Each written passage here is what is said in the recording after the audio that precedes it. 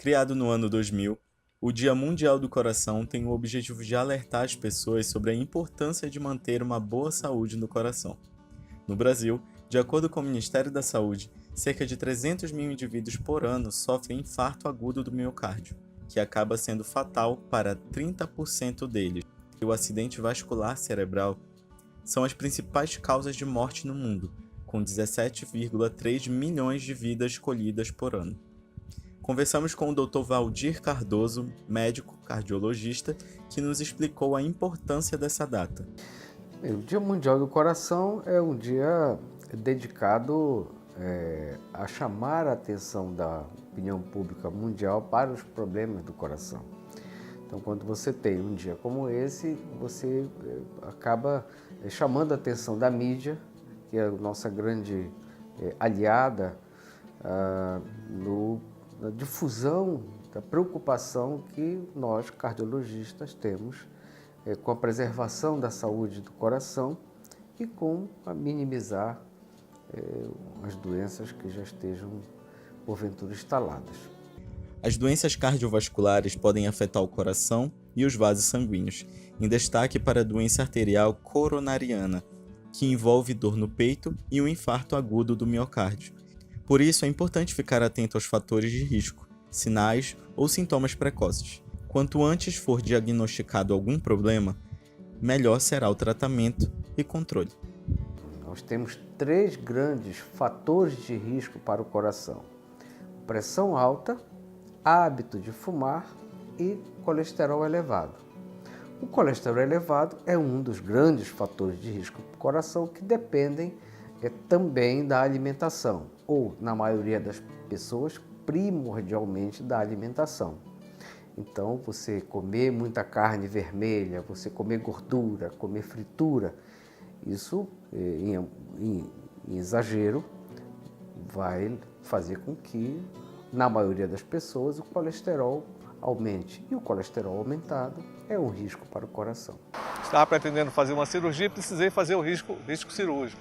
E no risco, os exames constataram que eu tinha um problema de entupimento de uma artéria importante. O problema do entupimento na artéria já me causava cansaço, uma certa pressão no peito. Eu não sabia que era, mas eu já tinha uns sintomas antes de descobrir. Eu fiz o cateterismo, constatou, confirmou a existência do entupimento. E aí ele marcou, eu fiz posteriormente a angioplastia. Cada patologia, cada doença tem os exames adequados para o seu diagnóstico e acompanhamento. Varia naturalmente de doença para doença e aí o médico vai definir a partir da história clínica, do exame físico, os exames necessários e adequados para a identificação daquela doença, daquela patologia e da sua gravidade e em seguida do acompanhamento do tratamento. Não existe um exame que faça esse diagnóstico, assim como não é indicado você fazer todos os exames disponíveis, porque são muitos. Não há necessidade. Você define o exame é chamado complementar, porque ele complementa a hipótese diagnóstica que o médico faz de acordo com a queixa e o exame físico apresentado pelo paciente. Eu soube a primeira vez que a minha família tinha casos de doenças cardíacas quando nós descobrimos quem era o pai da minha mãe, que não conhecíamos, e descobrimos que todos os tios dela morreram de infarto. E na família da mãe do meu pai, todos os meus tio-avós também morreram de infarto fulminante. Eu descobri que tinha arritmia em 2008, quando eu tinha 14 anos, e começou com algumas palpitações, e a gente acreditou que seria por conta do meu primeiro ano de PRISM 1, que era o vestibular da UEPA. E, a princípio, a gente só ignorou um pouco. Só que os sintomas começaram a agravar e eu comecei a ter tonturas. Foi quando nós percebemos que na minha família existem vários casos de infarto fulminante, tanto por parte de mãe quanto por parte de pai. É raro, as doenças cardíacas congênitas existem, não são frequentes, felizmente, mas Uma criança pode nascer com defeitos no coração que nós chamamos de doenças congênitas. Então, a gente foi fazer os exames no meu plano de saúde e fizemos 3 exames, que foi o Holter, o mapa e o eletrocardiograma. E aí o médico disse que eu tenho arritmia, mas chamou também de taquicardia. Normalmente, doenças em jovens são doenças congênitas. Passada a fase da infância, é possível que seja diagnosticada na adolescência, mas é mais raro, é mais difícil. Apesar de mais comuns a partir dos 45 anos, as doenças cardiovasculares são resultado da combinação de fatores de risco, como tabagismo, colesterol alto, diabetes e pressão alta.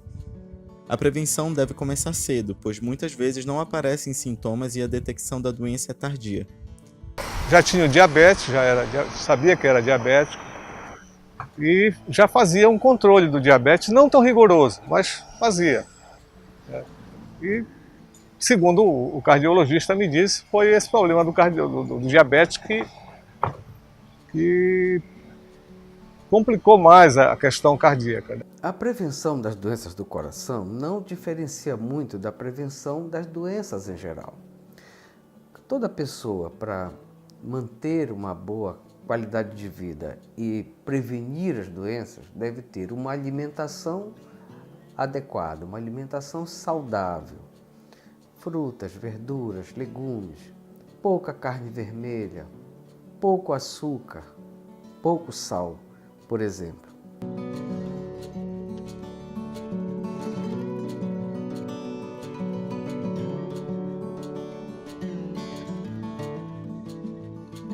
Da família, a única pessoa que realmente se preocupa com a questão cardíaca sou eu e a família do meu avô, antes dele falecer também, por conta da situação dele, né?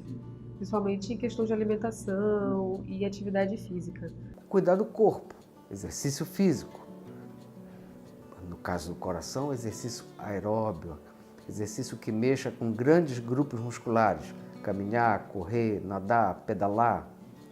Caminhar 30 minutos, pelo menos 5 vezes por semana. Se fizer isso, você já está prevenindo as doenças do coração. Manter um equilíbrio na sua vida, nas suas relações, é fundamental. Assim como, naturalmente, orientação médica, procurar o cardiologista, o clínico, no sentido de lhe orientar como você deve proceder.